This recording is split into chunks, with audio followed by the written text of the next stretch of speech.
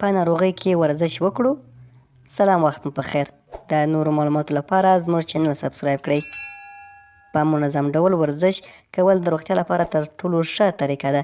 که منظم ورزش کوئ، د زړه او شکرې له ناروغیو به په امن وئ.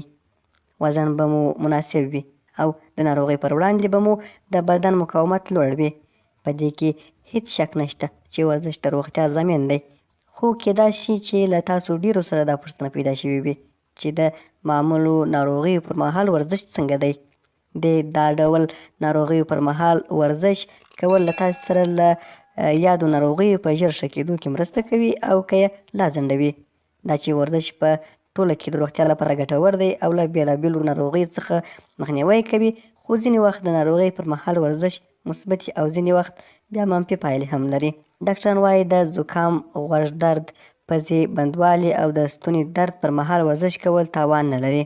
خو که مو زیاته تبه وي، پرله پسې ټوخیږئ، معده او کولمې مو درد کوي او یا پر انفلونزا اخته وئ، نو بیا ورزش درته ښه نه دی. ډېرې نورې ناروغۍ هم شته چې انسان پرې اخته کېږي، نو ښه ده چې له خپل معالج ډاکټر سره مشوره وکړئ چې آیا د اړوندې ناروغۍ پر مهال ورزش کولو اجازه درکوي او که نه.